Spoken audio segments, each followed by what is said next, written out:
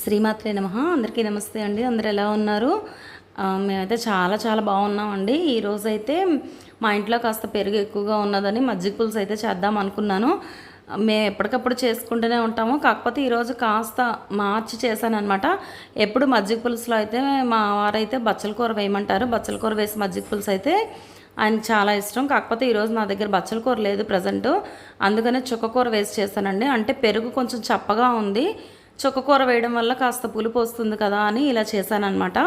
ముందు చుక్కకూర ఆనపకాయ ఒక చిన్న ముక్క తీసుకున్నాను. చిన్న చిన్న ముక్కలుగా కోసుకొని ఒక 2 టమాటాలు 4 పచ్చిమిరపకాయలు ఇవన్నీ ముక్కలు ములిగే వరకు నీళ్లు పోసుకొని కాస్త ఉప్పు పసుపు వేసి ముక్కలు మెత్తగా ఉడికించుకోండి. ఇవి ఉడికేలోపు నేను ఏంటంటే శనగపప్పును ఆవాలు కాస్త శనగపప్పు ఆవాలు ధనియాలు ఒక ఎండుమిరపకాయ చిన్న అల్లం ముక్క అయితే ముందుగా నానబెట్టుకున్నాను. ఒక అరగంట ముందు వీటిని నానబెట్టుకోవాలండి. మనం మజ్జిగ పులుసు పెట్టుకునే ముందు ఒక అరగంట ముందు నానబెట్టుకుంటే మెత్తగా నానతాయి.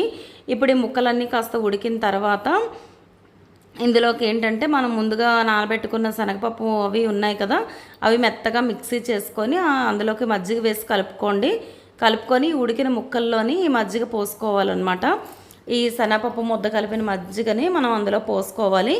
పోసుకున్న తర్వాత కాస్త కరివేపాకు కొత్తిమీర ఇంగు కూడా అందులోనే వేసుకోండి. పులుసు మరుగుతున్నప్పుడే ఇంగు వేయడం వల్ల మంచి టేస్ట్ వస్తుందండి. పోపులో కన్నా పులుసులోనే వేసుకోండి, డైరెక్ట్గా బాగుంటుంది. నేనైతే ఇలాగ మజ్జిగ పోసుకున్నాను. కాస్త సిమ్లో పెట్టి మజ్జిగ పోసుకోండి, లేదంటే స్టవ్ ఆఫ్ చేసైనా మజ్జిగ పోయండి. ఎందుకంటే విరిగిపోతుంది మజ్జిగ బాగా వేడిగి మీద మనం పోసామంటేను. అందుకు అలా విరిగిపోకుండా ఉండడం కోసం కాస్త సిమ్లో పెట్టండి, లేకపోతే ఒకసారి స్టవ్ ఆఫ్ చేసుకోండి. ఆఫ్ చేసుకున్న తర్వాత అయినా సరే మనం వేసుకోవచ్చు అనమాట, ఏం ప్రాబ్లం లేదు. ఇలా మజ్జిగ అంతా పోసుకున్న తర్వాత శుభ్రంగా పులుసుని కలుపుకొని ఒకసారి మనం ఉప్పు చెక్ చేసుకోండి. ఉప్పు చాలకపోతే ఉప్పు కలుపుకోండి. నాకైతే సరిపోయింది, నేను కరెక్ట్గానే వేసాను, మరి అందుకే ఉప్పు కూడా వేయడం లేదు. ఇప్పుడు కాస్త కరివేపాకు ఇంగువ కూడా వేసుకొని పులుసు బాగా మరిగించుకోవాలండి. బాగా మరిగిన తర్వాత దీనికి ఆవాలు జీలకర్ర ఒక ఎండుమిరపకాయ పోపు పెట్టుకున్నాను. చాలా చాలా బాగుంటుందండి మజ్జిగ పులుసు. కడుపులో చల్లగా హాయిగా ఉంటుంది అండ్ మంచి టేస్ట్ వస్తుంది. ఇందులో కావాలంటే పెసరపప్పు నానబెట్టి పునుకులు వేసుకొని పెసర పునుకులు కూడా వేసుకోవచ్చు మనం ఇందులో. అది ఇంకో వీడియో చేసినప్పుడు నేను చెప్తాను. ఇది చాలా బాగుంటుంది. ఒకసారి మీరందరూ కూడా ఈ రకంగా ట్రై చేయండి, చాలా చాలా టేస్టీగా ఉంటుంది. మరిన్ని మంచి మంచి వీడియోస్ కోసం ఛానల్ని సబ్స్క్రైబ్ చేసుకోండి. ఇప్పటివరకు సబ్స్క్రైబ్ చేసుకున్న వాళ్ళకైతే థ్యాంక్ యూ సో మచ్ అండి.